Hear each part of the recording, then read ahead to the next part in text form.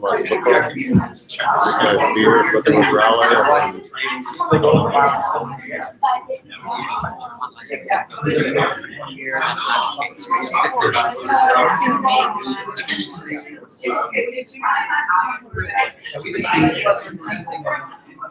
Oh, there it is. Sorry.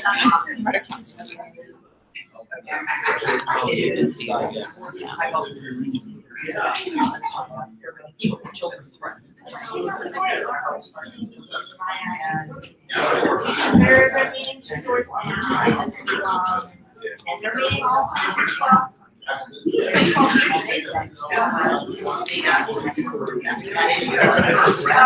Larry's on. That's a separate meeting, Larry. And then I got that.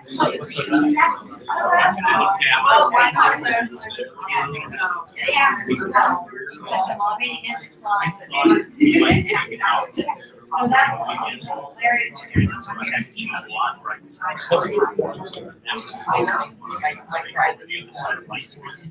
Oh. Figured it out. Sounds good. Thanks, Mike. I don't know why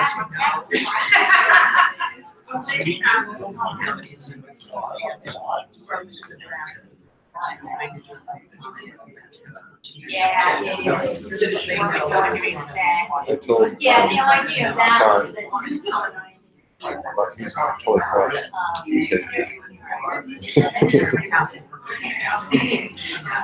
Oh. yeah. Okay. I need that. Okay, so right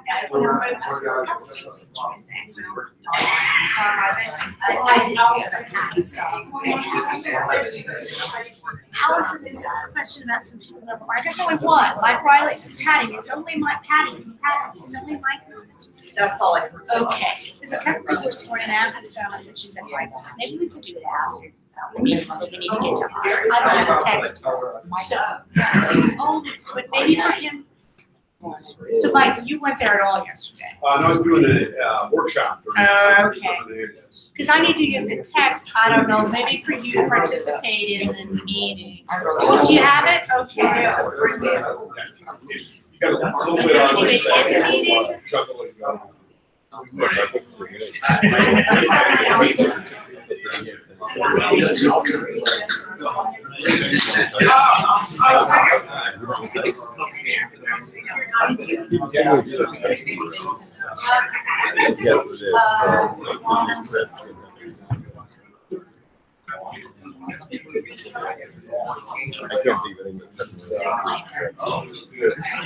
Good morning. You know the papers.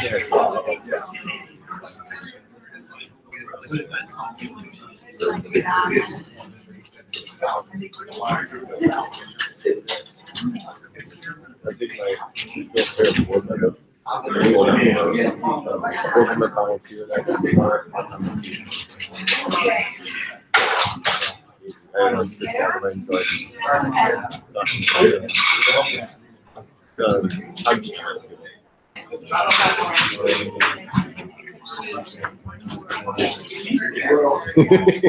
Almost last person.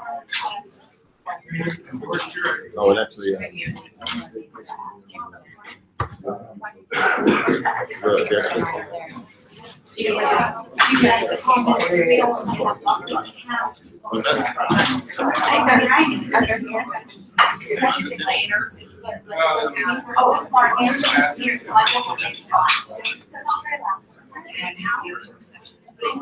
Nelson, I thought you looked lovely yesterday. You dressed up nicely. I was really eager to see how you were dressed. I thought, well, I told Monica, I said, I'm eager to see Nelson because they can bring it in.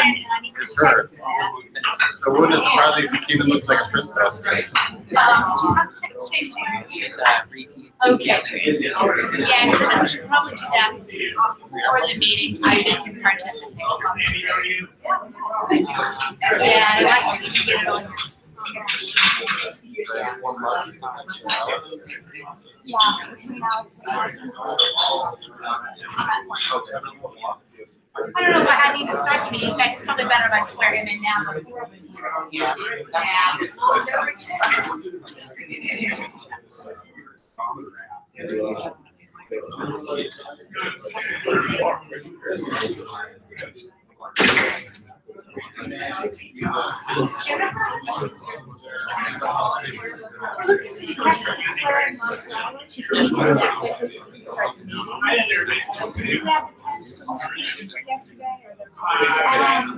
that it? Okay, good. Great. Have your attention. Before we begin the meeting, I have the first piece of business I need to swear in Mike Riley so we can participate in the meeting. So if everyone will wait for that. We will then call the meeting to order a few minutes later. Cool, one of my first official actions. Sorry, I can't. Excuse me, we're starting the meeting. We can't have around us in the swearing in, but we can quiet. Okay, good. Okay. Repeat after me. Having been duly elected Having been duly elected as an officer of the society, as an officer of the society, I do hereby promise to uphold its ideals. I hereby promise to uphold its ideals. I pledge myself to do all in my power I pledge myself to do all in my power, to perform faithfully the duties assigned to me. faithfully, Wait, I'll just but to perform faithfully the duties assigned to me, perform faithfully the duties assigned to me, and to serve fellow journalists, and to serve fellow journalists, whether the society or not, whether the society or not, and so endeavor to enrich the profession so endeavor to enrich the profession with the ideals of the Society of Professional Journalists. with the ideals of the Society of Professional Journalists. This I promise and pledge myself to perform. This I promise myself to pledge and perform. Is Thank that correct? That is Did I mess that up? Oh my God. Thank you. It's a lot.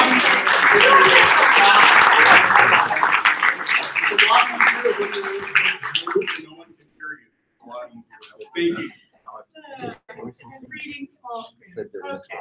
I call this meeting to order. That was your initiation to the society. At least we didn't make it to the road. Okay, I call the meeting to order. Would the Secretary Treasurer do the roll call?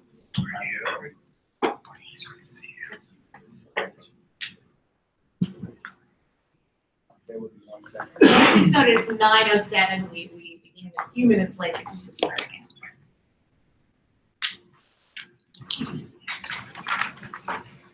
All right, roll call. Tarquinio, Present? Gallagher Newbury, Here. Secretary Treasurer, Paul here. Copen Katzif, Here. Bartlett, Here. Kissel, Koretsky, Here. Myers, Here. Radsky, Here. Schatz, Here. South, Savino, Here. Walker, Here. Fox, Here. and finally, Riley. There you go. Thank One you. on the country. I would like to begin by welcoming and introducing our new board members. And we have an extremely full agenda today. Typically in this first meeting, we deal with some procedural business at the beginning of the year and the legal briefing that's very important for the board. But we actually have an overfull agenda. So I'm going to introduce only the new members today, but I would encourage all of those continuing members to go up and greet them at the end. So we have two new at-large directors who have been appointed to one-year terms. Michael Savino is the local and state editor of the Record Journal in Meridian, Connecticut, and he's the media task president of SPJ's Connecticut Pro Chapter and president of the Connecticut Council on Freedom of Information. And Yvette Walker is assistant dean of Gaylord College of Journalism and Mass Communication at the University of Oklahoma. And for nearly 2 decades, she worked as an editor at the Oklahoma and the Kansas City Star. And then we also have two new at-large directors who have been elected to 2-year terms. Tess Fox is a copy editor and designer with the Bend Bulletin in Bend, Oregon. And she's also the current assistant director of SPJ's Region 10 and the immediate past president of her student chapter at the University of Idaho. And Mike Riley, who we've just seen sworn in, is a former national SPJ board member and a current trainer with our Google News Initiative program. And he's also a visiting professor in data and multimedia journalism at the University of Chicago.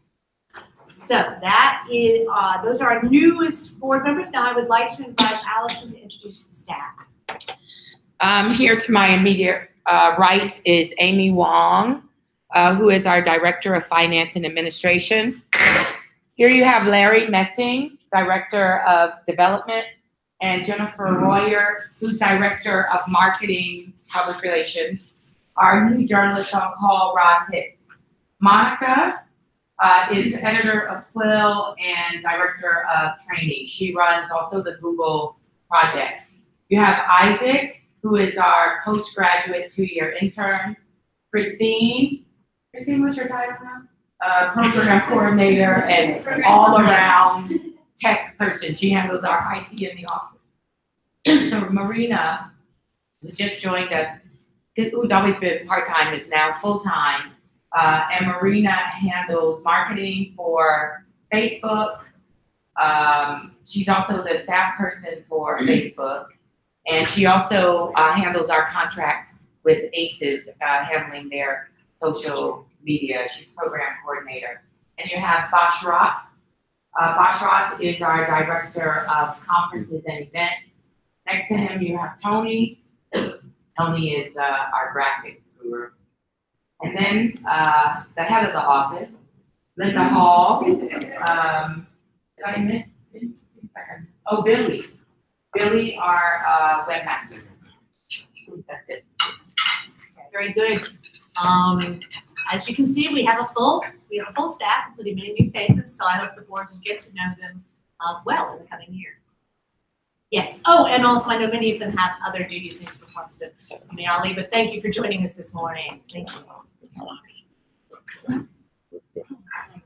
Okay. Next on the agenda, we have the president, or the immediate past president of the SDX Foundation, because the newly elected president, Erwin, was unable to be here this morning, and Robert Ledger has some important business to bring before. Technically, I'm still the president. You are still the president until it's ratified. About 3 more minutes.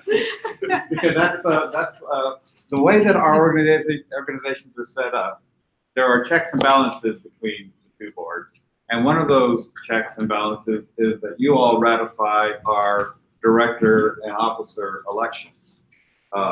And so I come to you today to ask you to ratify our selection of Erwin Gratz as president, Hagit Lamore as vice president, Sonny Alvarado as secretary, Howard Dubin as treasurer, and he's been treasurer since I don't know how long, and the reappointment of current members Todd Gilman, Erwin Gratz, Evelyn Sue, Alex Jones, Bill Ketter, Hagit Lamore, Sonia Ross, me, David Collier, and Frank Lamonte are our 2 new members. If someone would like to.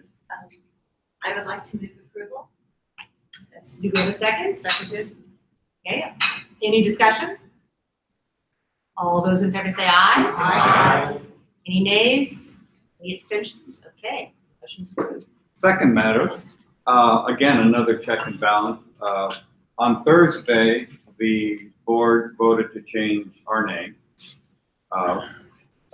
to match your name, in the belief that we often have to start our fundraising by explaining what the heck Sigma Delta Chi is. There are also some of this giving programs through Amazon and such where if you don't know Sigma Delta Chi,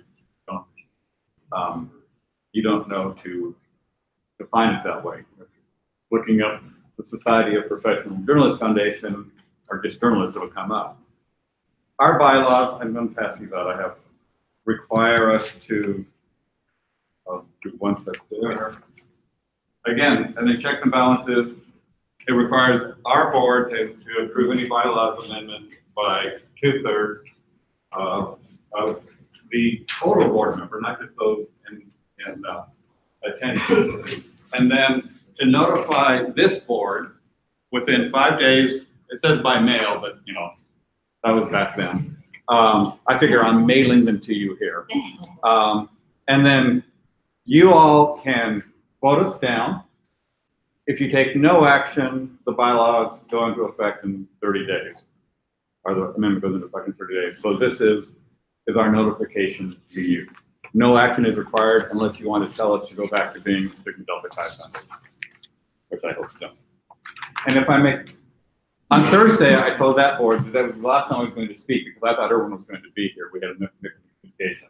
So I lied on Thursday. And if you would allow me to be the grumpy old graybeard one last time, Michael and I do not agree on much. But We agree on like a shirt. well, thank you. Thank you. But I was offended Thursday or yesterday by the motion to call the question. I think it is a motion antithetical to what we stand for. It tells people to shut up. It tells people that debate is not worthy. It's time to stop it. And if I had not been a vote counter, I would have stood up and said something. I was a vote counter. I needed to stay neutral.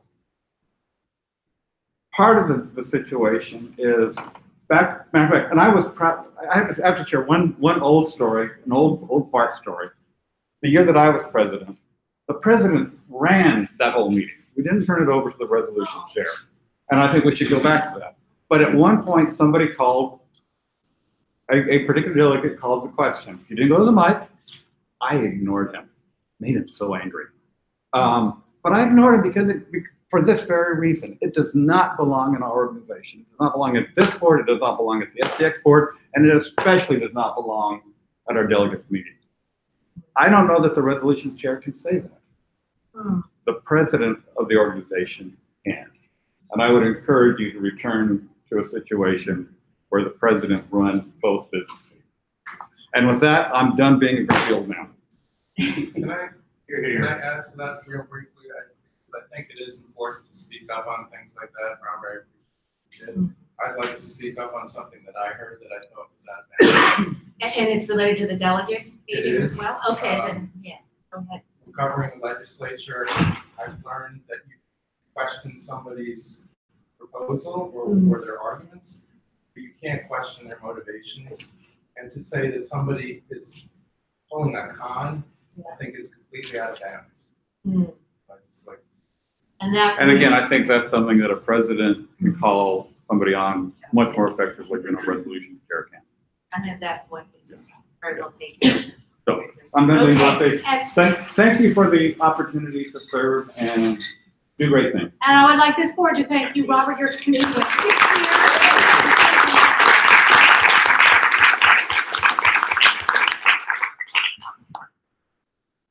So, okay.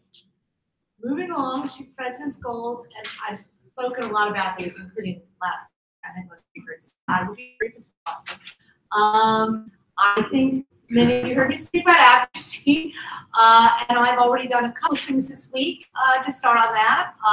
Mark and I did a lobbying trip on Tuesday. We visited a couple of congressional offices, not to meet with the congressmen, but to meet with their legislative aides on the Press Freedom Committee. To talk about what they're doing on that committee, and that would be a longer conversation, which I can update you on at a later date. But we did have a couple good meetings there, so we've commenced that process. And then also this morning, I did a brief 15-minute radio interview that Jennifer set up, talking about the First Amendment and its importance, and also what it means and what it doesn't mean. So, and one thing I hope to do is not only myself, but the other officers and SPJ leaders, to do more advocacy like this, and also to keep the board more informed when we do. I think we've already been doing a lot, but we haven't always been doing a good job of sharing it, even with our own board, much less the members and the public at large. So that's one thing I want to work on in terms of communications this year. Also spoken a lot about partnerships, and I've begun to meet with a few groups just to tell them more about what the Society of Professional Journalists does, and how we might work together in advocacy in the future. I had some high-level meetings with Reporters Without Borders, RSF, and on a panel I did a couple days ago here At EIJ, I did a panel on rising press threats, and we had Diane Foley, who's the founder of the James Foley Foundation. And I think many of you are aware, she did not begin as a journalist or journalism advocate until her son was tragically murdered. And she's now just an amazing advocate. So I'm beginning just to meet with groups like that, introduce to them what the Society of Professional Journalists is, and talk about how we might work together in the future. So that's the beginning of it. And I do hope this will be working up to a meeting in the spring, which I want to schedule around World Press Freedom Day, which the UN has established on May 3rd, where we can talk with some of these partners about where we can go moving forward. So a couple of other things. We had a number of new chairs that I announced last night. Two, I believe, are very important. I think the committees will need to have a lot of new members in addition to new chairs. One is our new diversity chair, and she couldn't be here this morning. She had to leave, but that's Rebecca Aguilar. I really want to work on reinventing this program. The committee has primarily focused on bringing us 6 diversity fellows each year to EIJ. And with all due respect to the people who've done it before, we've heard complaints from many of those fellows that the program is not good enough, that they feel like they're just being led around, it's not effective enough. And this tells you something, because they're coming here and getting a free conference, and they're still telling us that the fellowship's not good enough. So I think we can do better there, and I'd also like to see this committee be more active. It's had a very inactive blog. Go check out her Facebook page. She blogs a lot about these issues now, about diversity in the media. So I think we can expect that to be much more active this year. And also membership. We had a wonderful membership chair, but she has stepped down because she has other obligations. So we're going to be looking at possibly reconstituting that committee. I think it's been a little inactive the last year. So I think the new membership chair will also need some support to help continue those programs and hopefully grow, because as we all know, we had somewhat stabilized membership around 7,000, but recently there's been a disturbing decline in the last month or so, and we have to figure out if that's just churn or if that's really a trend and something we should be concerned about funding our membership. So those are 4 key goals, and I look forward to speaking with all of you about how you want to work on them. So I'll move on to board expectations. And we are very fortunate today to have both of our top lawyers with us. They will be speaking with you later in the meeting with the board about our legal obligations, and that will be in the closed door session of the meeting, because we have to talk about some legal issues. So they will be discussing things such as our fiduciary obligations and duty as board members. But I'm talking really more about some basics now. I've sent the full board, and let me know if you did not receive the email, because we don't yet have a board email list, so I had to put everyone's emails in there. So if anyone did not receive the email, I've sent a list of all the Zoom meetings for the year, which we'll post online. It's a full calendar. I don't remember having seen this in the past, but we have some, in between our 3 in-person meetings of the year, we now have Zoom meetings for the full board, Zoom meetings for the executive committee, and I've also included the awards dinner. In the past, the executive committee meeting, one was scheduled around the awards dinner, and everyone flew into DC. I'm not requiring that. We're going to do a Zoom meeting before, but you're still all welcome to come to that dinner. So I've already put these Zoom meetings in my calendar. I hope you will right away, so you can plan around them. I'm really hoping to have full participation in meetings. And you need to come, be prepared. I have a no wall file rule. Read the materials and speak your mind. I also want everyone to become familiar with the website and our programs.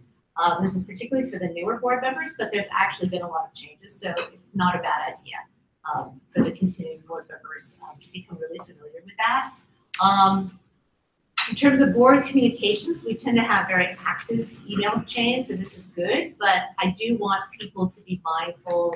Occasionally this past year, we've touched on legal questions, and I think those are best kept off of email.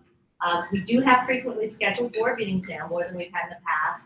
And if we have a legal issue come up, we can schedule another board meeting. But I do want to try and keep those off of email. I think we've done a little bit too much of that in the last board. And just to be respectful and mindful of these email exchanges, treat others how you want to be treated, that sort of thing. This is a transitional year, as we all know. We don't have exactly the old board structure of 23. Next year, we're moving to 9. This will be a transitional year, and Patty and I spent a lot of time weighing in on how we might handle the cultural transformation of the board, which we'll talk a little bit about today, but that's going to be an ongoing conversation. But we are moving away, as we all know, from the regional model to a more skills-based governance model. We will be appointing 2 directors, which I have that as an item we'll discuss later. I was hoping we might actually start discussing some ideas of who they'd be. We have a full agenda, so we're mostly going to focus on how we're planning to do this today. One other thing is that the at-large directors should be aware. In the past, the duties were kind of loosely defined. The board, until this year, was made up only really of RDs and a few at-large directors. Sort of ad hoc might join a committee the president asked. This year, we're going to work to start defining those duties a little more and have at-large directors. Some will be responsible. So we had some ideas when Patty was leading the governance task force, which we'll talk about. But I do want to give particularly the new at-large directors a little bit of time to get to know the board and how we work. And that's why I said we should go to the website, explore that some more. But I will be talking to you in the next, say, 2 to 4 weeks about what projects you would like to work on this year. So start thinking along those lines.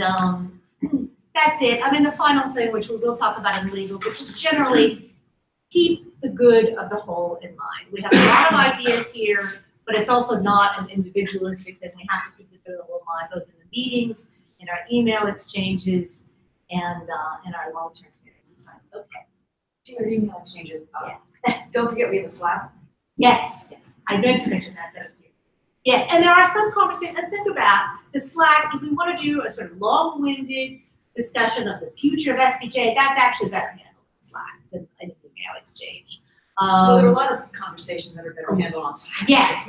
The email exchanges should be obviously for quick and urgent things, because you do get people's attention and you get the whole board's attention on an email exchange. If an issue arises and they need to schedule an emergency meeting, for example, I'll send an email about that. If it's something that is, as I said, a legal question, but maybe something sensitive that needs to be handled, well, first of all, if it's something along that nature, it's probably actually best to raise it with the person and say, hey, Alex, maybe this can't wait till our next Zoom meeting. And the other thing is there were a lot of emails last year that included SPJ, SDX, and some others. And you're talking about more than 50 people. And some of the SDX boards are not as active.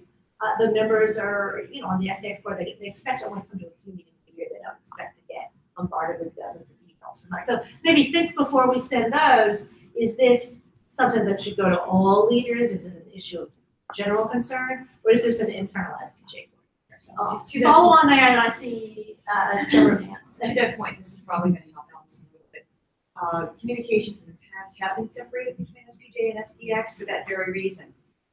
It just makes it, it's one more extra step, but I think it just makes it better organized, and we don't tip off signal by folks who really have a limited discussion, and I know it's one less thing for us to worry. To that point, I'll just say I don't want to make a hard and fast rule that we'll never do SDX, because there are some. There was a broad question that I think concerned both SPJ and SDX leaders, and they were in on the sponsorship debate. And I think they were interested in that, but there are many questions that are really SPJ internal board that they could copy. My years, about 95% of it is isolated to SDX. Okay, I want to call Matt, Lauren, and Joe. I think I saw you in that order. So. 2 things. I'm glad that you beat me to the Slack, because that was the first thing I was going to say too. I'm on it. Thank you. And the other is I want to create a process to fill my position. Okay, we'll So get to that want to do that now or later, because we're talking also about 20 directors. Okay. Just a quick follow-up on Slack. Who manages the SPJ Leaders channel? Somebody on Oh, that's actually a good point, and I meant to talk maybe to you, Matt. I don't think it is really managed, and we've talked in the past about having one that's SPJ leaders only and not staff, and maybe having another. Right, we talked about having I two. think it could be And SPJ leaders, when it will include staff, that it would be the previous board. So we need to have We need one to with do all the current, Yeah. and we need one of each. Matt, I'm I happy to wanted take you that to on. do that. That seems like the secretary treasurer. And maybe Okay, good. we'll talk about two, and maybe after this we can talk about, I think once you do board members only and no staff, and once you include Alice, then we'll have to talk to her if anyone else should be on that. Because, and we need to maybe clearly identify this, who they're speaking. So that sounds like the secretary treasurer. And my second thing is the same as the second. Okay, Will the coordinators be included on the email list that the directors get? And will they be, the coordinators also be on the listserv to get Allison's president report each week? Do we know whether the coordinators will be a part of? we haven't discussed the coordinators. I think that to me does sound like overkill, because the whole point of moving to the board of 9, and Patty can speak to this, is that we are moving away from the regional model. And this is something Bob Becker and I talked a lot about. The purpose of allowing may not be the right word, but keeping the RDs on the board is to allow those individuals to fulfill their terms, but we are in fact moving away from the model of having RD representation on the board. There may be a reason to have yet a third email list / Slack channel that includes the regional concerns, but I think not concerns that we're debating on the board. Patty, you want to talk about the new governance structure? I don't have my flow chart in front of me, but it was envisioned that when we're down to 9 next year, there would be at-large directors who are the key liaison to the RC group. Then I think there might be reason to have an RC Slack channel. That was called Yeah, there's an RD Slack channel right now, so I would imagine that Abby would continue that with the RDs and RDs. So we haven't gotten to the point yet where we've determined who might do what. We're still in that in-between year. So I think the question you're asking right now, though, is are we cutting you off, right? Are you going to stay part of the whole communications channel or not? I think that's a really important point. Because the point is not to alienate anyone, but it is to move to fewer people making the key decisions, people on the board, with input from the RC community. Do you sense to take directors off now, along with coordinators? Well, the directors, this is where it gets confusing. The directors who remain on the board as full board members are full board members and vote on all the issues and need to be informed. They're here as board members completing terms that they were elected to before the bylaws and this change. But the RCs are not. However, I'm thinking in addition to the Slack channel, we may need to create another email list, the same way that we were talking about occasionally we will add the STX Foundation if it seems appropriate to SPJ emails. Perhaps we need an email list for all RCs and RDs, all the regional representatives. And if we're discussing an issue that is particularly of regional interest, that's beyond board governance, national governance, then we just add that to the email stream. A couple of things. We started to touch on the Slack question that I had, but I just wanted to add a little bit to that, the Slack channels are growing and need some pruning. But we don't seem to understand like how we even can do that, because Tara created some of these. She had admin capabilities that she left. I've gone in to try to move people and I can't do it. So we might want to just start over. I think we need to just kill those channels that Tara started, first of all. I mean, she's no longer on staff, so she's the admin, and I don't even know if she might even still have access to them. It's inappropriate to even still have those channels. So those need to be, I didn't even realize they still existed. Yes. And so I did try to start one that was board only, and we got 23 out of 24 people. Yeah, we need to, I think. But, so that is there. I don't mind just starting over. But I also want to ask the question about when we send a SPJ board group email, we need to know who's on it. Yes. Because we have had questions in the past whether it goes to staff, or it goes to the executive director, and the answer is, I don't know. So we should figure that out before we do. Billy is here, so I'm just telling you, we want one channel that is board only, the current board, and there will be a couple more appointees, but the current board only, and that can be called SPJ board only. And then one that we have to discuss who would be on it. Maybe Allison and maybe some other relevant staff. But I think we'll have to decide who we want on that one, but it should be clearly labeled. But I think the SPJ board should be board only. And if you want to then add someone, you could also simply add Allison to the board email on that. So don't use it until we know. Well, and we still have to create it. That's why I had to send to everyone's email addresses individually. And I told you to make sure you got those emails from me yesterday when I was out in British. But yeah, we need to create those. For the Slack channel, I think we should terminate every board Slack channel before now, because first of all, there will be former board members, and especially if it may be that former staff created them, we should just start fresh. And perhaps that's what should be what we do with each year's board.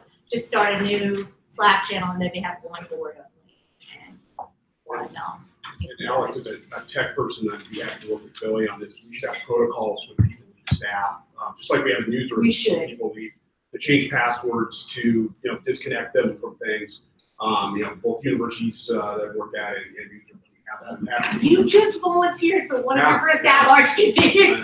We've already had those conversations. And by the way, Patty, we do want one to be a regional. We're starting that now. We want one of the at-large directors to be a regional contact, one to help with chapters and creeds. So start thinking about that. But Mike, I think it would make sense to have you handle those protocols. Staff and board.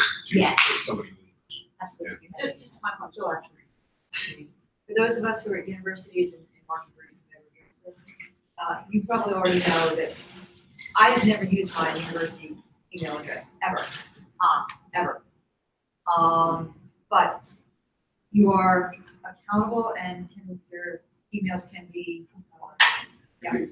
So I'm a lawyer, but I just believe in keeping my own secretary.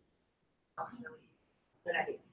Which I just did, as you guys know. Very good. After 22 years using the same email address, I now have a different SPJ address, so. It's very, well, as we mentioned earlier, we can send things that are too sensitive or information. Hopefully they don't, but if they go into the university or other service, that's another layer. Do we have any more questions before I move on to committee appointments? I didn't ask the last time, but just a quick question. This was presented to us from Robert. Did we take action or not? Did we decide or not? Oh, did we need to? The only action you need to take is to say no. If you take no action, that's the same as yes. I still need to decide if we're doing it. If there's no motion, it's the same as no action. No, but we should go back. No, I didn't understand that because I thought you'd gotten what you needed, but you're right. We did. I did not call for I've got discussion. what I needed. I mean, if somebody wants to overturn it, make a motion. Should we have discussion on that? Okay, so No action is required. no action is required, but we want to take Unless you 5 want to minutes to discuss. I mean, unless people have more to say. I do too. I just want to make sure. Okay, no, let's do that before we move on. Do we want to discuss this issue? So in other words, if we do nothing, it passes. The only action we have to take is if the board decides. If you do nothing, it takes effect 30 days. If you, So if you, maybe if just you want want to to have a tell us to discussion. go back to Or the is there executive consensus if the board is right, that we support it, and then Abby will see if we can have the show of hands. Okay, is there any discussion or should we just have a show? Do people just want to have a show of hands to see if we support the name change? Let's just do a show of hands. All those, well, we won't call for a formal vote, just if you support it, raise your hand. Okay, I think that is the vast majority, it may be unanimous. Okay, we have your name changed. Thank you. Okay, I don't believe too many of the committee chairs were able to make it this morning, but if your name stand up. As most of you know, but for the benefit of the newer members, the president appoints the chairs to the national committees at the beginning of each year. So I announced the appointments last night because obviously more of them were here, but I can tell you a little bit more about them now. And I'll begin with those who are continuing to lead the same committees. And awards and honors will be chaired once again by Ann Schatz. Bylaws is Robert Becker. Bob, there, okay, good. Freedom of Information Committee will be Danielle McLean, and the Legal Defense Fund will once again be Nikki. The Finance Committee is always chaired by the Secretary Treasurer, so that's that. And we'll have new chairs and co-chairs for the following committees. Rebecca Talent, who many of us know as a past board member, will continue to chair the Journalism Education Committee, which will be joined by co-chair Letitia, and I believe the idea is that Letitia will eventually take it over from her. So it's sort of a co-chair in training. And Letitia is a journalism professor at Colorado State University who ended her term on the national board here in Baltimore. The diversity committee chair, I've already mentioned, that will be chaired by Rebecca Aguilar, an award-winning veteran of TV news. And she's also, very importantly, a former national board member of EIJ and a former board member of the SPJ Fort Worth Pro chapter, and also coolly a founder of Facebook group Latinas in Journalism. So I mentioned that she does a lot of Facebooking, and I expect the blog to be much more active.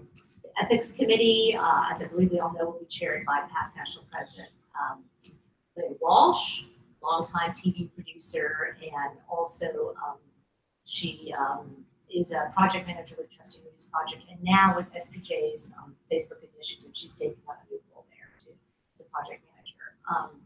The membership committee will be chaired by Michael Arena. He is a former award-winning writer for Newsday and New York Newsday, and he shared a Pulitzer Prize for deadline reporting and was nominated for a Pulitzer for investigative reporting. And a native New Yorker, he went on to become the communications director for the City University of New York, better known as CUNY, where he co-founded the university's Graduate School of Journalism. And he's also past president of the Deadline Club and a longtime SPJ member. Rebecca Baker decided that she was willing to serve on the nominations committee, but she wasn't interested in chairing the committee this year. And our bylaws, which we revised at this point last year, only require that the appointment be someone who's not a current board member. It does not have to be past president. So I'm pleased to report that Eddie Gallagher, who also ended her term here in Baltimore, has agreed to take on this challenge. And Eddie is also an academic. She's the campus newspaper advisor and assistant professor of journalism at Tarrant College in Fort Worth.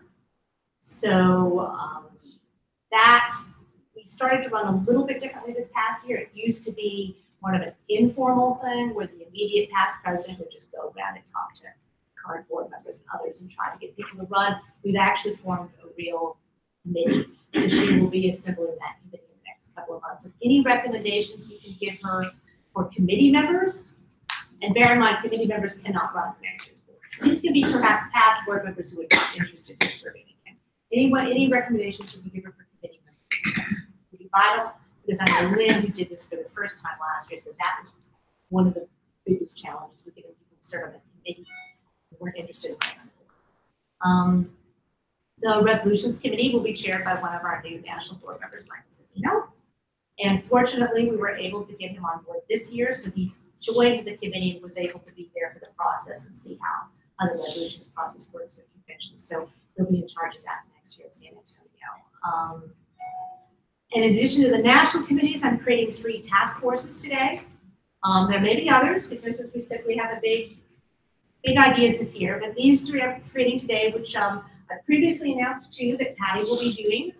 She will be chairing the strategic plan task force, which will begin the painstaking work of establishing this board's long-term goals. And we expect that to continue into her term next year. But we hope that we can have a framework ready for this board's consideration in San Antonio, so we can create that framework for our goals and vision going forward. Flesh that out next year.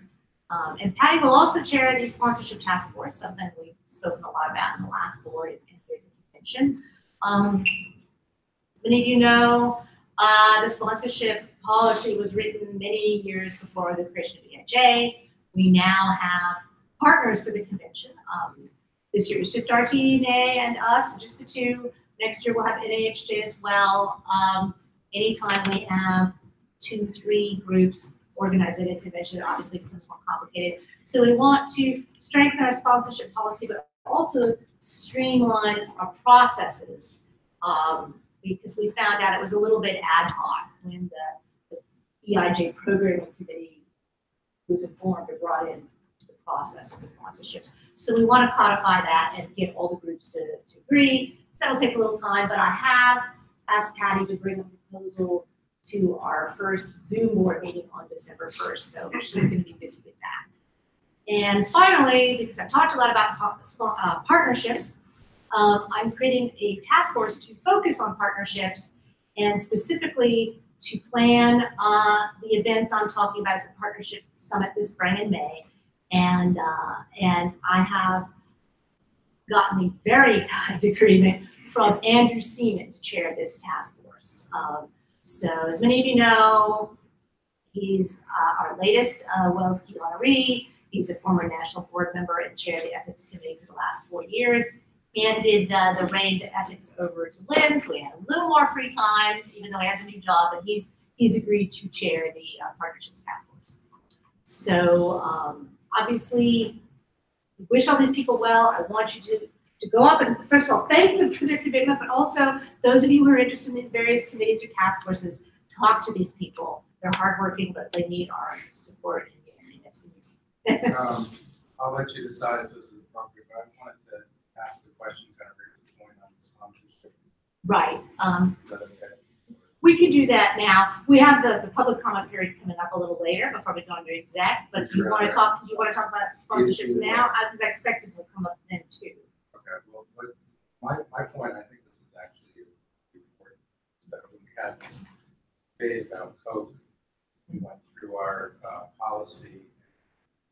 We were able to answer our critics by saying we followed this policy, might be parts that need to be updated, but this is why this was appropriate. One of the fundamentals was that Coke did not get to plan this as a sponsor, but I heard that they did actually plan it. It did not plan it, but obviously we spoke with them, and the process was a little crazy because, as many of you know, Allison did have to step in for our program manager who left in the middle of the EIJ. Allison, do you want to talk about that? Because I did not work on this, but Allison took the lead on that. It's a level of sponsorship that Coke came in.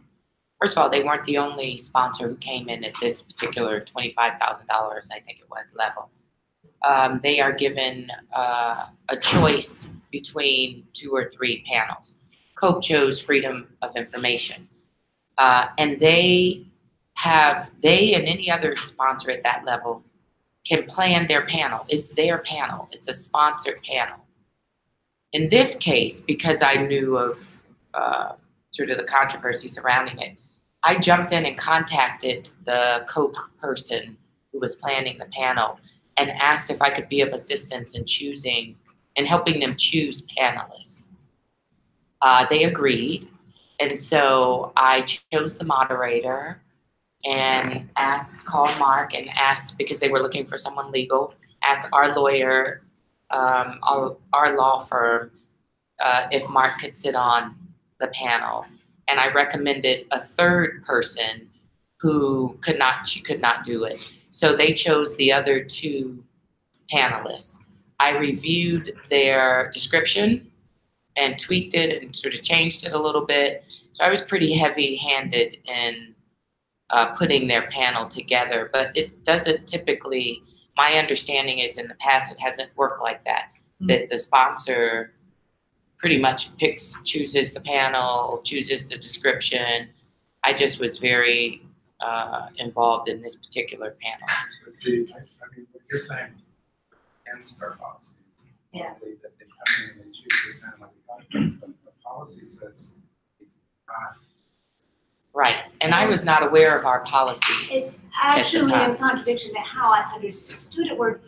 And for those of you who are kind of new to the board, my position is a little odd, and then I actually served on the EIJ planning committee 2 years in a row as the program in contact, which is kind of unusual.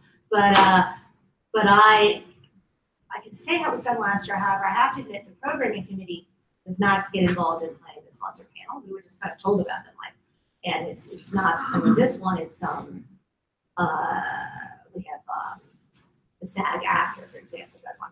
My understanding was that one of the staff people worked as a producer on those panels. So Scott, who many of you know, he was the program manager before Michael left in the middle of the EIJ.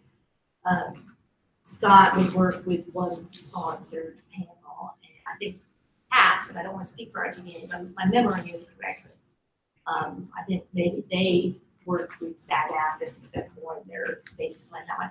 However, I mean, I don't really know what happened. I mean, that may- whether they would then go to SAG-AFTRA and say, okay, and work with them to produce them, but whether they had any. But my understanding was Scott and I think Kate and RTD were producing those sessions. That may have been what happened in the past, and I wouldn't know because I wasn't here.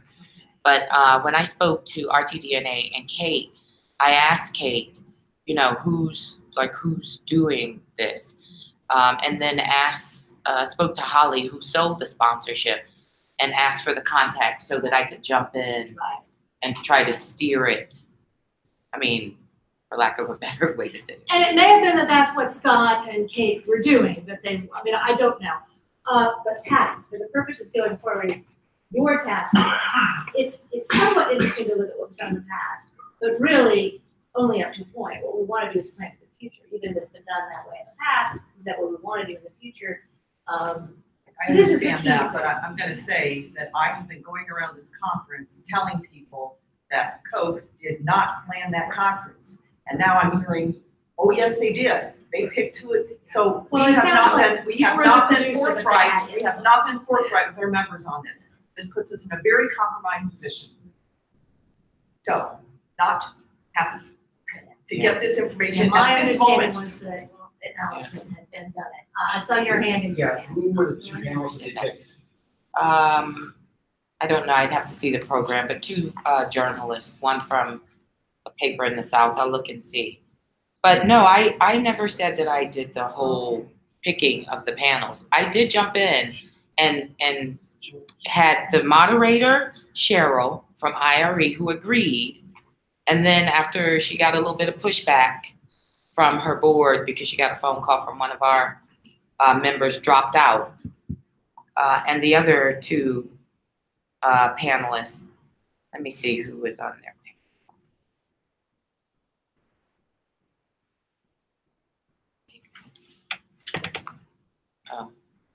So they had Mark, they had Nell, a science correspondent at NPR, who I spoke to. I called her and spoke to her about what the panel was going to be and sort of what she planned to talk about. I did not consult the Koch Institute when I called her. Jesse Franz Blau, a policy analyst and freedom of information advocate. No, I actually saw Lauren for, she's had her hand up for a long time. But I really need to get this No, going out, so go ahead. No, but I'll be Lauren quick. and I'm then, reading from the talking points that Allison sent to the board. Its second talking point under key points, the Institute doesn't control anything about the session, did not pick the topic or select the speakers, we're independent from the Koch Foundation. But that's the information the Yeah, board had, that's the information we shared when we were asked, and that's Yes, wrong. I picked the panel, the panelists, except when two dropped out. Cheryl, the moderator, and the woman from Detroit dropped out. Then they jumped in and picked the panel. I wrote the description. But that's not For what this freedom says, of that's information. not what, Patty, to the point Patty. Yeah, I raised did not before. produce that We- panel, and I did not sell that panel. But that's the information that we were given to share, so that's Okay. wrong. How did Okay. this get in our talking points then? Oh, what she says is accurate. I jumped in and, No, it's not. okay. The Institute doesn't control anything about the session. Oh, well, that was That's our inaccurate. talking points, that's number two. No, that was That was inaccurate. critical to the whole argument that everybody who came to us with criticism, we said, no, there is a firm firewall here. It's in our talking points, we trusted this. yeah. How could we have trusted it then? Well, but we have to decide what we're gonna do now. Are we going to issue a statement on this? I mean, I think we have to say something. We Because do, gave we false absolutely information, which we understood to be true at the time. I mean, including myself, because my understanding was that Allison. How do we explain what I this, think- how this happened? And looking at Mark's face. Well, no, I was on the panel, and I would say for the record Right. that the Koch people, and the only thing they said to me was, I can't advocate for legislation, they're a nonprofit, Right. and so anyone, this panel can't be for advocating for legislation that can be interpreted as some type of lobbying. That's the only thing they told us with respect to what we could address, how we could speak, what positions to take. They did not try to persuade us or do anything. persuade any of the people on the panel about how they should, what positions they should take. To be clear, they didn't recommend questions, they didn't. I did that. I called the panelists and I said to them, this is the freedom of, so you could say I produced it because I did recommend the panel. I called Mark, I spoke to him about it. So I called all of them. When Cheryl backed out from IRE, I did not replace her as a moderator. She was replaced by Nell, who was already on the panel, who I spoke to. And in terms of them picking the topic, when I found out that they were doing a panel, I jumped in and called Holly and said, what panel are they doing? They chose freedom of information. I said, I need to see the description. So I was very heavy-handed. Mm-hmm. And if you want to call it producing it, it's the same as I did for the other panels that were not sponsored. It is, I mean, it does sound like you perform the role of, in the classic TV sense of a producer. It's just that it sounds like Coke had more influence in choosing the panelists that we were. It's all confused. So who did Coke? What's the follow-up? I'm sorry. Michael's had his hand up for a while. But he hasn't had a chance to speak yet. So Michael first. So I'm really confused. Who did Coke pick for the panel? They picked Nell. And yes, from NPR. And I Nell was called on the panel and you chose Nell, but then. No, I did not choose Nell. They chose Nell. I called Nell. Just without their knowledge, as far as, unless she told them, to talk to her about the panel. So I called Mark, I called Nell, I called all the panelists. And they picked one panelist or two panelists? They picked Nell only. And then Nell is the one who wound up being the moderator once Cheryl dropped out. I would like some type of memo. I'm sorry, hold on, Mike. I'm sorry, Andy. Go ahead. Michael's next. I recommend that you need to get to the bottom of this, but you have a task force, maybe it's the very first item before you even get into the policy is to get to the bottom of what happens when you draw the policy accurately. Yes. I'd like something immediate, not like a task force. No, the task force will be working immediately. The task force will be working today. I mean, just so you know, the three of us, Patty and Matt and I actually have a planning meeting for EIJ18 with RTD&A right after this meeting, so we do have to get through a very full agenda. And then Patty and I are going to be talking about our two task force, but particularly the sponsorships, because they need to get a proposal done by December 1st. There's no way they can do that if we don't get right to it today. Yes, Mike? Perhaps if you guys, okay, so I think that maybe kind of the difference here, we can't isolate this in the working all the work that we have. Right. What if the task force has a meeting and can update the board via, I don't know, Slack? No, we'll update. That's something. But can I really trust Patty to deal with this issue in a very thoughtful way. Can I mention something very quickly? I think that, in my view, the biggest problem is letting sponsors have panels, which I didn't know anything about, or the package. And when I spoke to the woman who sells our packages, I asked her, how do we give sponsors panels? Like, when did this happen? They've been with us for 5 years and apparently have been doing it for 5 years. And so I thought that that was, because they weren't initially included in our programming, or on our chart of panels. So I said, well, who's doing this? I did not do the other sponsored panels, but because it was Koch Institute specifically, I wanted to direct who they had on it, who was moderate, people we trusted that were SPJ people. But it shouldn't be just a Koch Institute thing. All of the sponsored panels should be navigated by us. And in fact, in my personal view, should not be offered as a part of a sponsorship. That's something that the task force will look into, and whatever recommendation we come up with, we're going to have to talk to our partners at RTD and EIJ. But we will start working on that. We really do need to move on. We really do need to move on because we have a lot. Can we set a deadline, a date for report? Yeah. I really do trust Patty to deal. I mean, we all know how quickly she came up with a new governance model in a few months. I really trust her to deal with this very quickly. Do you have a suggested date by which you want a check-in? Yeah, can we get an update by the As end of soon the as week? as soon as I have some information, I will share it That's all. in whatever channels seem appropriate to that. But, you know, I've got a whole checklist of information I need to move forward.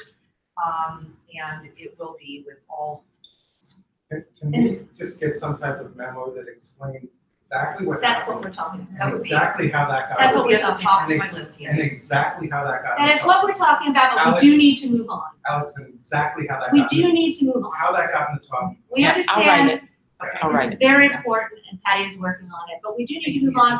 We have a number of necessary appointments that we need to make, and we have a lot of very important items to discuss. Sponsorships is one. One closing point on that. If Allison, if you could get us that memo, because I think it should We- come Yeah. from Allison. We Yeah, will right. be dealing with that. Okay, thank you. We have a number of appointments we must make, beginning with appointments to the Sigma Delta Chi Foundation Board. Each year, the SPJ president appoints members to the foundation board.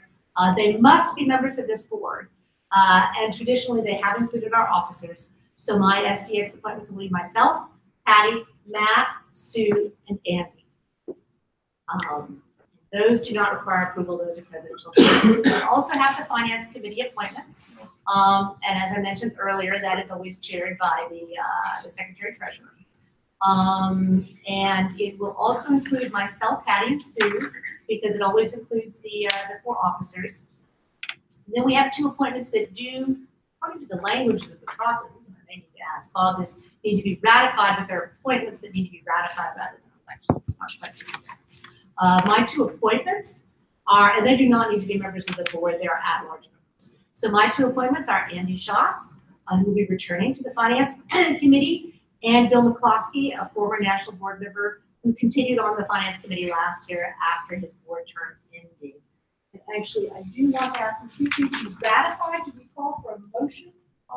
That's how's a that policy bylaws? issue, that's. Okay, that's not a bylaw That's issue. not a bylaw. That's a recent policy and they've always called for those. Okay, then let's call, can we call for a motion? I'm happy to make a motion, that Bill McCloskey and Andy Schatz be appointed to finance. Okay, do we have a second? Second. Okay, I think I heard Sue first. Fraction of a second first. Okay, any discussion? Okay. All those in favor say aye. Aye. Any nays? Any abstentions? Oh, okay. Very worthy. Okay. Thank you, Andy and Bill. I think you must be crazy. We've got a lot of work to do this year on finance. We have a deficit budget, but we definitely need your wisdom on that. Okay, the executive committee elections. So this is slightly different than the ratifications. And also, I do want to say, because I think I gave some advice to people earlier in the year, some of us weren't even certain we had an executive committee this year, and we do. It's called for in the bylaws. It's a transitional year. Next year, when we go to 9, there will be no executive committee, but this year it is called for, and also it's always the officers and 2 members who are elected by this board. They need to be members of this board, and they need to be elected by this board. And it still calls for 2. So just so those of us know who've been on the exec for a while, we'll go to 6 because the immediate past president is no longer a member and we're not elected. So, so the officers are, of course, myself, Patty, Matt, and Sue, plus 2 members of this board. And I would like to take this opportunity to recommend my nominees, who are Lauren Bartlett and Michael Koretsky. Do we have any other nominations for executive?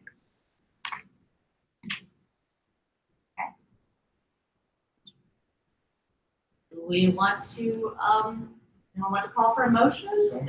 Second. Okay. Catch you. You were the second, okay.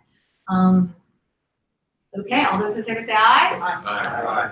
Any nays? Any abstentions? Thank you. Okay, moving on to appointed at-large directors. This is something that's very new, and I want to give Patty a chance to talk about the thinking when we did when she chaired the governance committee. And by the way, we did not spell out how this would work in the bylaws amendments for good reason, because it is a work in process. But Patty and I have been talking, and we're thinking of a process similar to how we select the fellows of the Society and the Wells Key winners, where we nominate. We have an online nomination process that the whole board can participate in, discuss, and then we select someone. And these are people we are going to ask. They may or may not say yes. We'll probably make a short list, since it's not a collaborative thing. They will be submitting the board. So Patty, do you want to talk about it?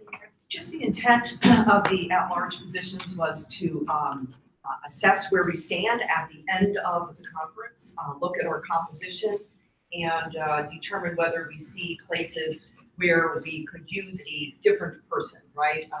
Maybe we don't have a student level person. Maybe we don't have anybody from the Northwest. Maybe we don't have anybody who's very deep in online journalism, right? To identify where there are holes, but also very importantly, where we see the organization going. So next year, you're going to have a focus on partnerships. Right. For example, you've already set up a task force. So would it make sense, for example, for that person who's going to head the partnerships, I can't remember, Andrew, would it be appropriate to have him as a one-year appointment to the board, so as to be in the company of the board as he's working on ideas about partnerships? So it's to remain to give us maximum flexibility to bring on somebody, membership.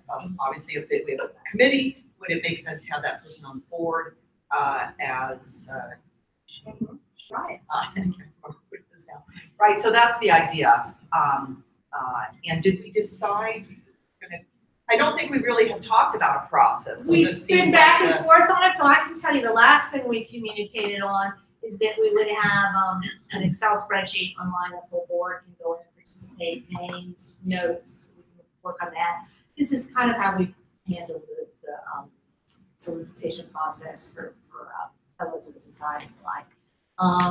But that would be a board-only discussion then of appointees, right? I mean, it's the board's purview to make the appointments, and I think some discussion right now about what would be the best way to go through this. And my goal would be, and again, we need to give their agreement, so we may need to speak with more than 2 people because there's a fair amount of time here.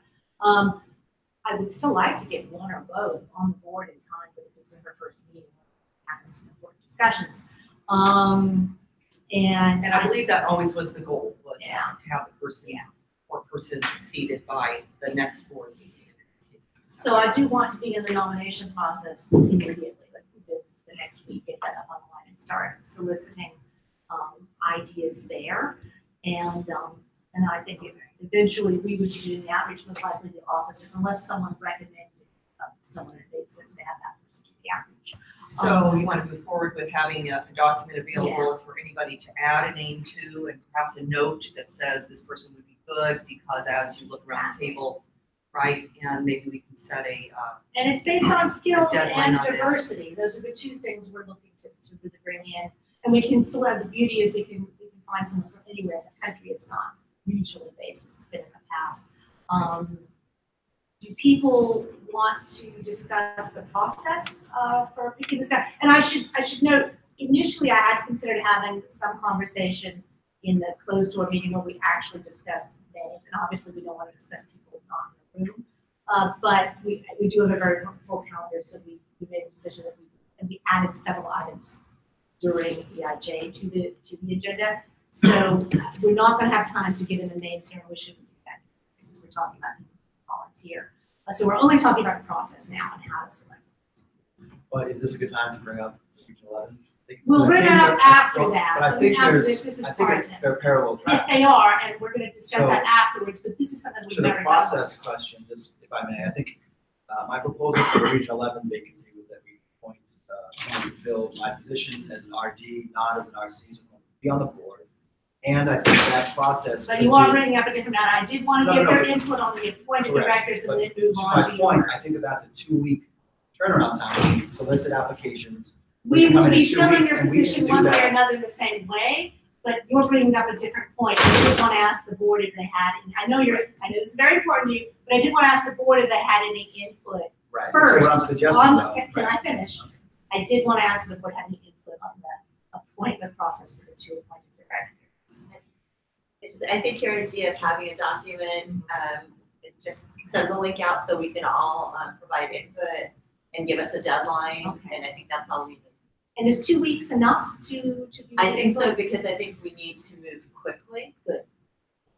Yeah, I would like to get the names, the short list, maybe by the beginning of November, so we have a month outreach. So yes. Could you please, just a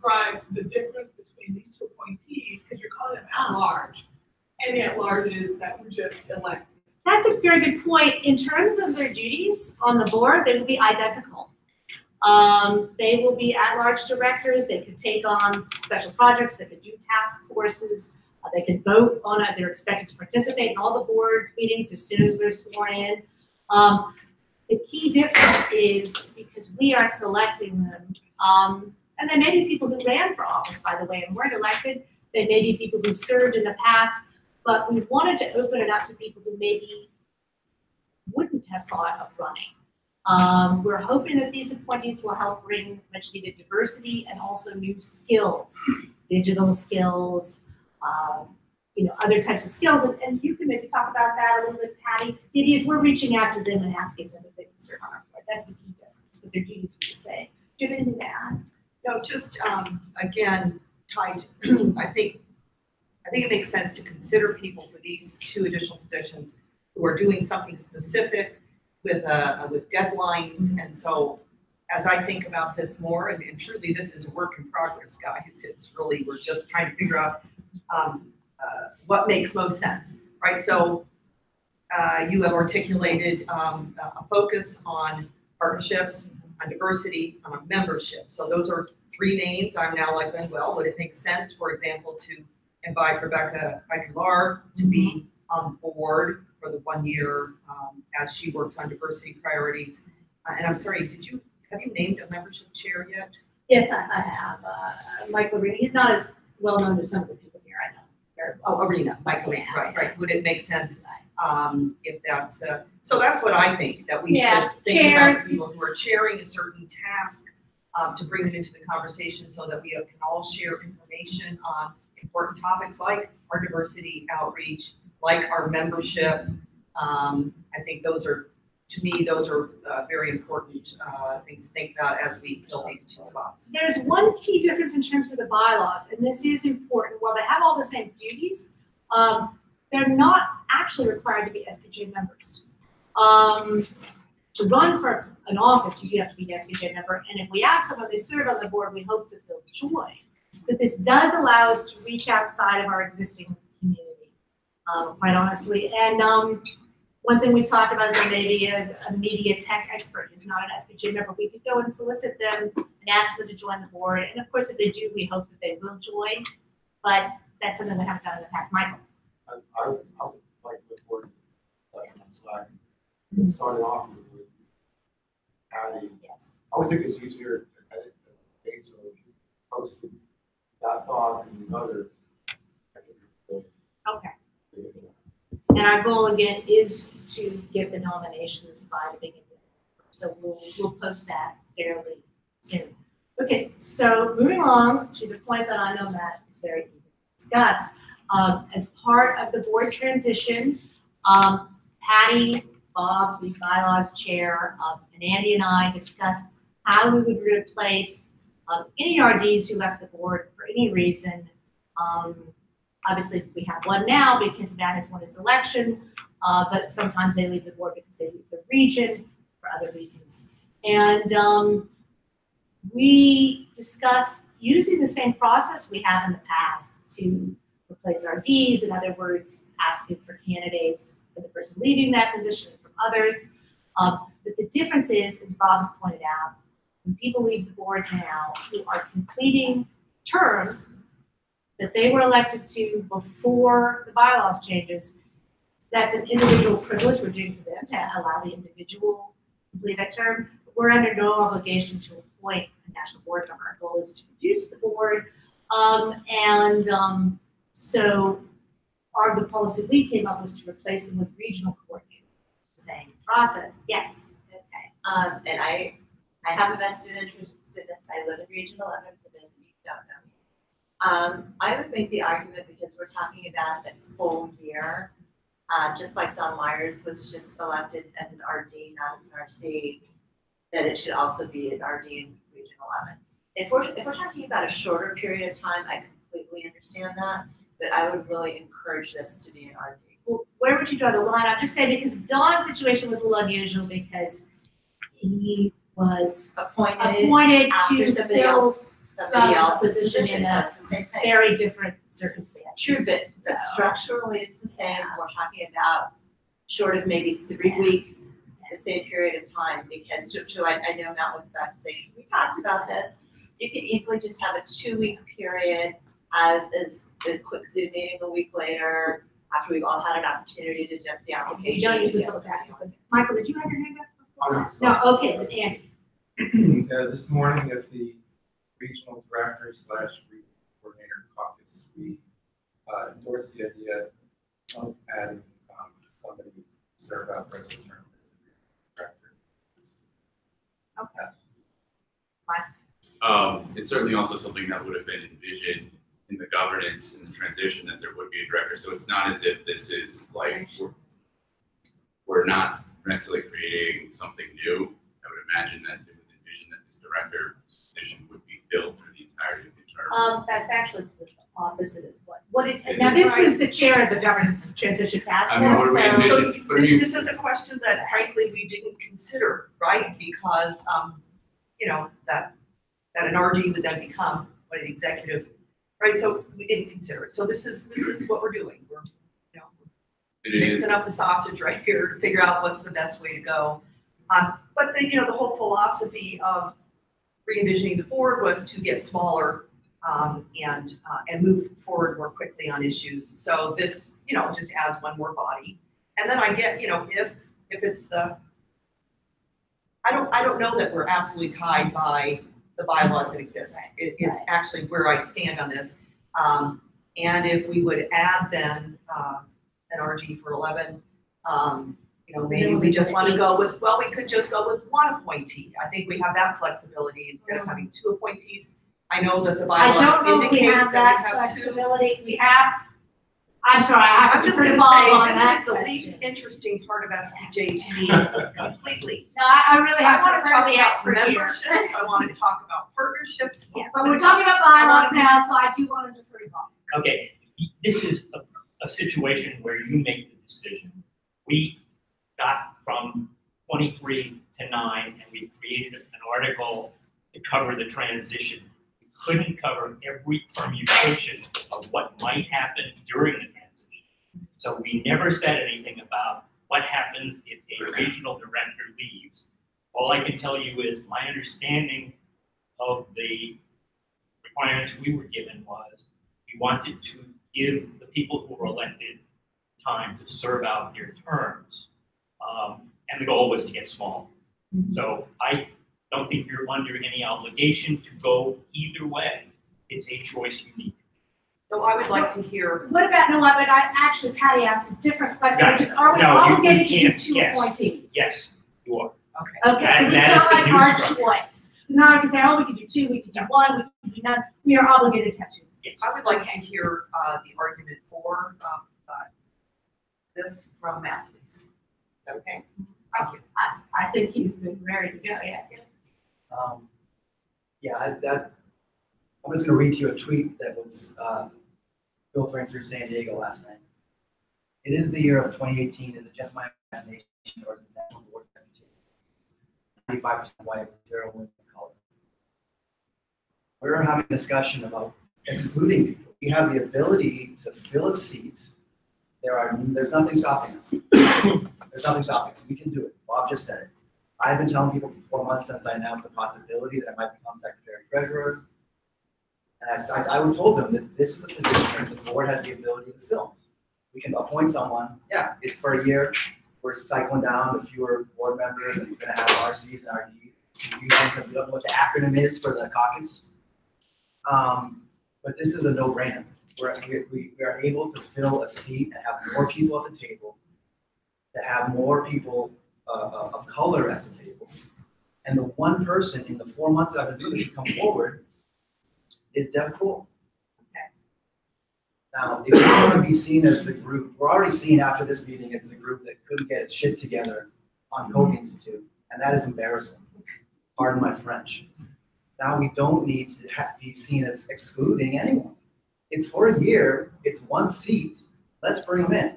I don't agree to really say much more than that. We will be appointing two, so now in this scenario, we'd be appointing three. We're appointing two, no matter what we do, because we're required by the 23 bylaws. last year, whether it's This is a 16, 17, decision. 18, we're moving in the direction tonight. It's really a no-brainer. I mean, No, this is the decision we just have to make, and we're making it now. We have two that we have no decision about, we're required to make, and this one is optional. It sounds like you and many of the others want to make it.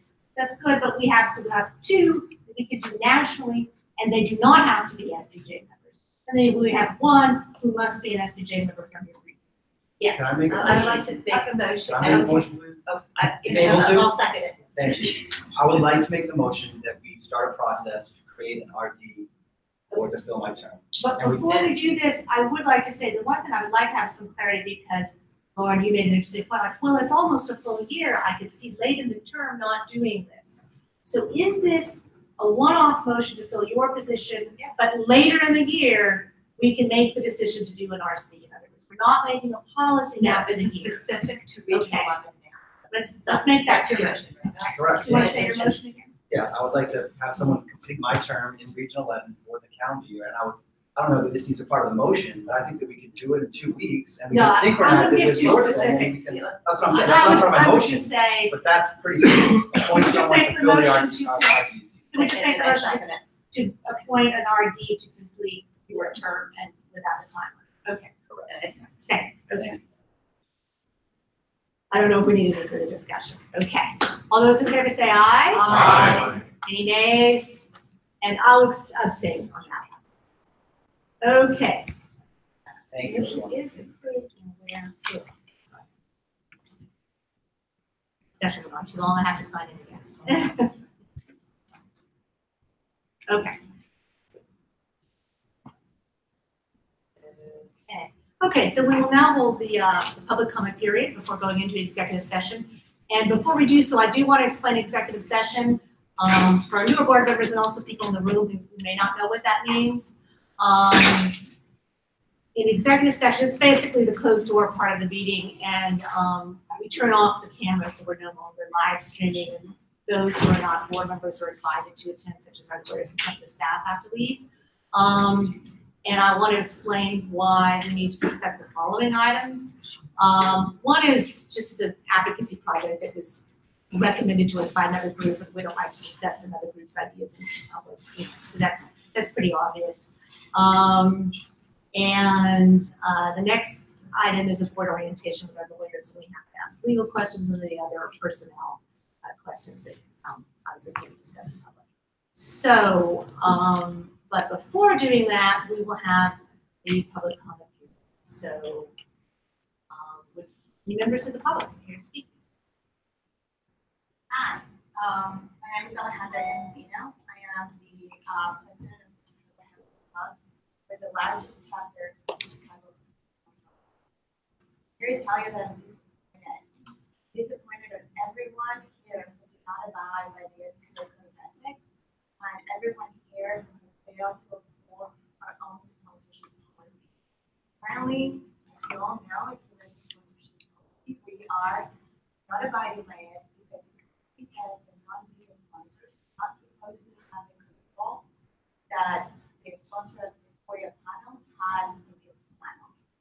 And I really, I'm a journalist in Chicago. I've been a journalist since I was in college. SPJ has been a part of my journey. A journalist is actually from my first job. I got $3,000 from SPJ. I didn't allow me to buy a car. And instead of being a member and a supporter of this organization, this is the first time that if I was not the president of my club, I would quit. This is a deal. We not only lied to our members when we told them that the code had not controlled its file, as we learned today, that's correct. We also are opening the door for organizations that have a clear political agenda for some members. And I think we reconsider if we, the members of this institution, is for better. Hope that you do that. Thank you. Yeah. Alejandra, Thank you for your comments and for all the conversations that we've had on the phone and here at the conference in person. I do want to make it clear that I had a significant amount of input in who sat on the panel and actually wrote the little thing. Coke did, as Mark said, talk to the panelists about, their guidelines on not advocating for any legislation and whatnot. But it's not really correct to say that I probably had more control than the young man who they had, who was like sort of in charge of the Coke sponsorship. So I do want to say that we did jump in and make an effort and were successful to really direct the panel. But I think your point is really taken. Thank you, and I do appreciate that you were open to a conversation. Absolutely. Thank you for that, really, absolutely. But had they not really pointed out that there was a problem, what would have happened? What has happened in the past? How many times have organizations that have a political agenda have been allowed to influence the mind of our members? And we know for a fact that there's research that shows that even small donations could influence the mind. But we can't be naive. It's a public relations campaign. It's not only happening on the right, it's happening on the left. There's plenty of organizations that want to be part of the policy sections so that they can have a seat. So we gave them willingly. And if we look back, I'm sure this is the first time. Yes, Andrew, I'd also like to commend you for speaking out. I disagree with a lot of what you said in the letter, some of what you said here. I don't want you to speak and not get a response to this level. You can talk to me here about just a couple of things. You're going to mention the SPJ Code of Ethics. The SPJ Code of Ethics is a guide for doing journalism. What we're talking about is a guide for business partnerships. My mind, that doesn't apply. Two, I was okay with what we did, but I felt that we needed to review this policy because it needed more, it might need to be stronger reviewed, but I felt comfortable with what we did based on the idea they were not controlling this panel. And so when you're talking about they're influencing people, and no, there was supposed to be a bright line. Money, we closed the sponsorship, but we controlled everything. That's what I was doing.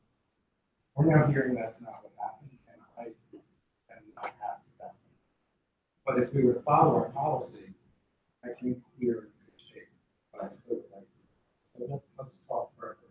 I would like to point you to Exhibit B from our 2003 memo. That is our sponsorship policy currently.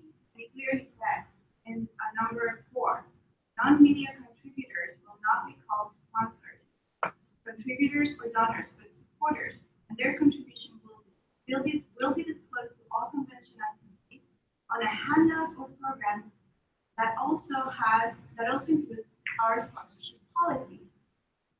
I didn't get that. Did anyone else get it? Further down the line, it says, number 6, SPJ will control all aspects of the convention program. All convention programs will be on the record. People and organizations with decisions directly opposed to those of any contributor might be invited to appear. And then 7, non-media companies will not be permitted to sponsor the official convention, etc. We're violating our own policy. It also says that I'm sorry, I need to call on. I see some other hands. Alejandro, Michael. Honored if it's us that because I was thinking about that policy until the former president dug it up on personal computer, which is bad. But I've been on this board in 2008 when you're off in the city. I can tell you that this is a structural problem. It's not the president's problem. It's not the executive director's problem. It's long before that. So we pass a lot of policies with today, and then they're not put anywhere else. So you're bringing up a great issue, and obviously, necessarily a lot of board members. We have to do that. There's going to be a task force. I know usually task forces are a way of saying things that get done. You know that in SPJ, it's the only way to do it. So I hope figure out how to do this issue that you pointed out and a policy that none of us can do about.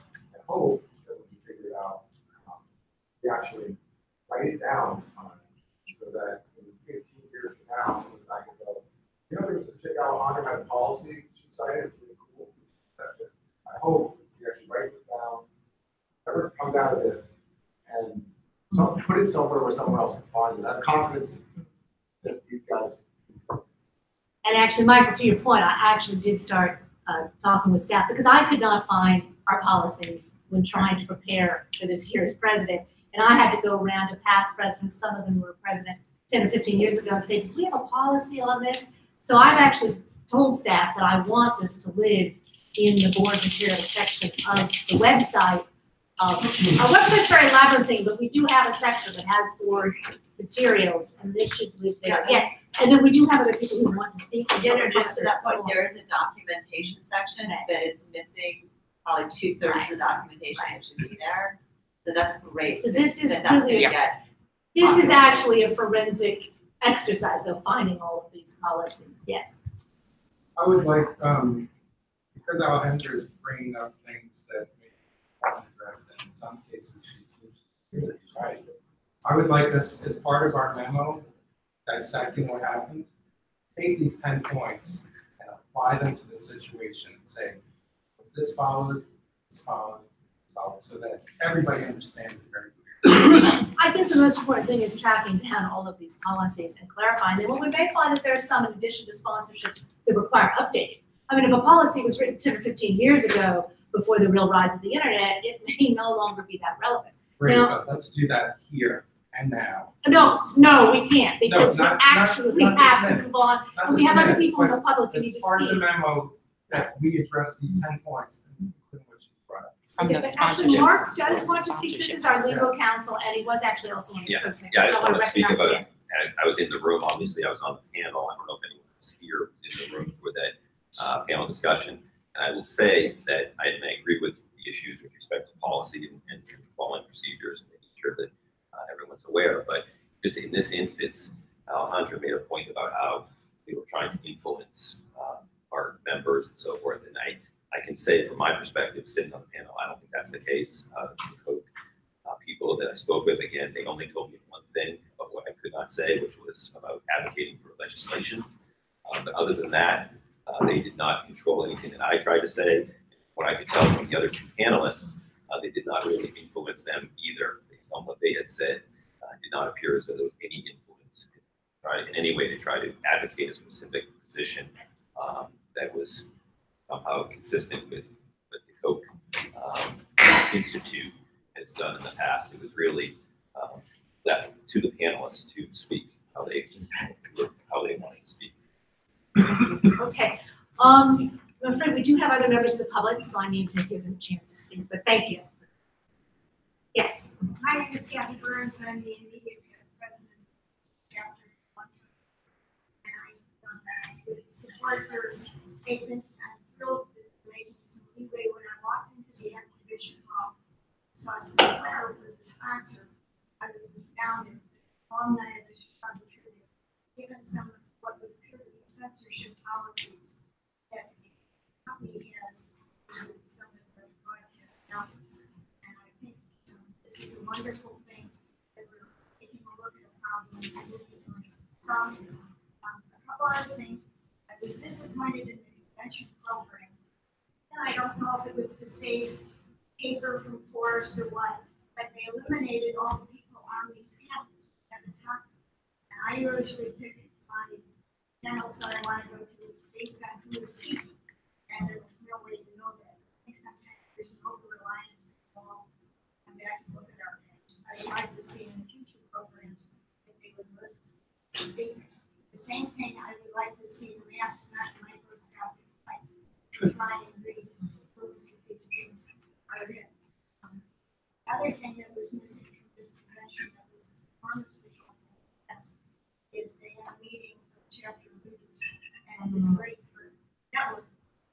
One of the things we discussed in the last two conventions is we would set up some kind of emails of chapter leaders to contact others. It came out talking policy, that several major chapters were talking about the same thing, that there's no way. We aren't plumbers and electricians, we're journalists, and helpful, we have better issues. The next thing was the panels, we no longer have signs, and I'm sure that's to save money, but if you buy the kind from Home Depot where you can write on it each time, came into any of these panels later, had no idea who was speaking. And Mark was an outstanding panel on the wall. And so my notes say left, middle, right, because they had no idea who these people were. So in the future, that would be helpful. We talk about membership, and we should start with last night. All these people who got awards, the majority of them are not members. If you could get somebody like Chuck Todd, bring in NBC. One of the reasons I think we have not been successful in the federal lobbying to get a shield law is we don't have corporate members. When I looked at the exhibitors, we don't have mainstream. We don't have the New York Times as a member. We don't have Washington. Also, everybody that is a speaker in our panels, why don't we invite them all? We're overlooking a whole line of people that would be really good. The other thing is when we do assessments, talked to one of the STEM people, and we said, we're going to send out a map. Send it a regular email, anybody that was here that had some comments. There's some things that were terrific, other things that weren't true. And build on it for the next time. I also had a conversation with Herman Grass. We were swimming laps in the pool, and this conversation was going on. And he said, you know, we've talked for years to streamline the SDS Foundation. And he said, we put out to pasture all the former presidents, put them on this porch. And he said, you know, some of them haven't been actually working in 20 years. He said, that's not bad. But perhaps you need a circle of advisors rather than looking for some place to put them. Why don't we have some people that are potential donors or something? That board could use some streamlining, following the example we had here. And I think when we're talking about revising our mission, last night was one of the more empowering things that we hoped that we went to national people like NPR, NBC. We saw people who are doing real journalism. I would hope that some kind of press releases go out from this convention.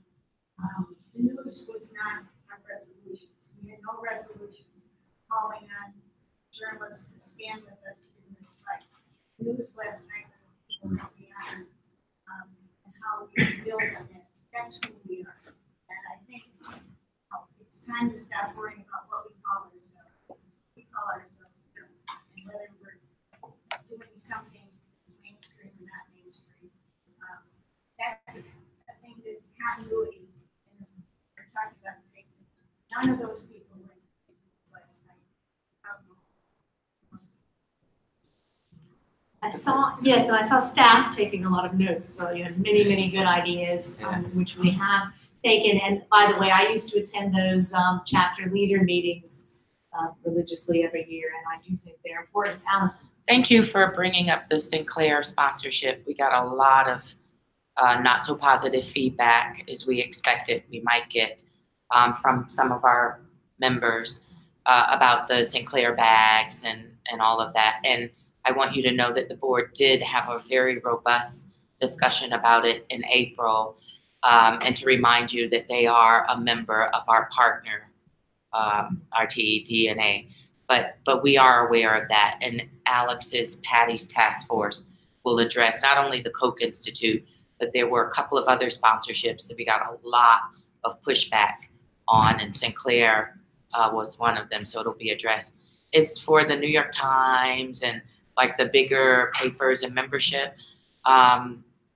Larry and I, he's the director of development, reached out a couple of months ago to the New York Times, USA Today, Miami Herald, Chicago Tribune, and invited their executive editors to be members. And we're happy to report that all of them have accepted and are members of SPJ. So as part of Alex's task force with partnerships, we hope to engage them more and potentially get newsroom membership from them.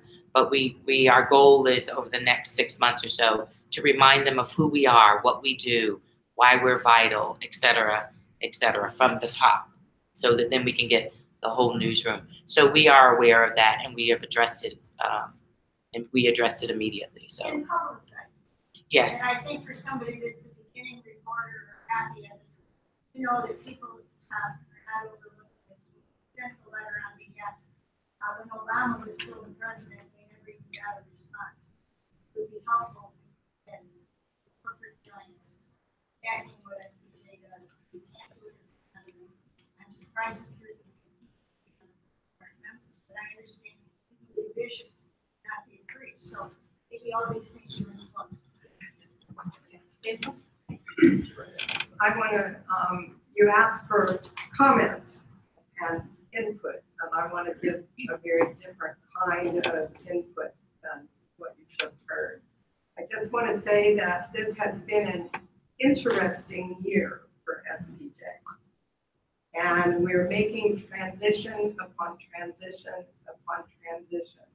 And I want to commend the board and in particular the staff for somehow getting us through this year of transition and bringing off a most incredible EIJ, despite whatever criticisms, and I've got a few too. But that's not the point I want to leave you with. The point I want to leave you with is we are stepping up. I see SPJ stepping up and going to the next level. And I think with the leadership of this board and the leadership of this staff, that we are just going to keep going up. And I want to say thank you to all of you for what you do for SPJ. Thank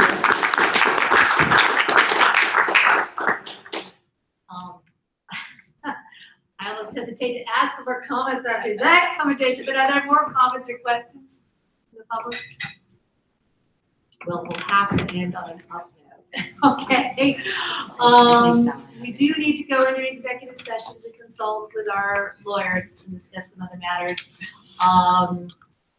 First, we need to have a motion to go into executive. So moved. Second, okay. All those in favor say aye. Aye. Oh, wait, before you go, any nays? Any abstentions? Oh, I should. Sorry, I have a question. Is this about the motion for executive session? Yes. Okay. You listed that we need to go into executive session to talk about possibly working with another group. Yeah, they have a proposal, and I don't want to discuss it in public. We're going to decide whether to partner on it or not, but we don't discuss other groups' ideas in public. Contracts. Yeah. And they asked that it, Contract. well, and they asked that we keep it. Yeah. I'm sorry, that's cool.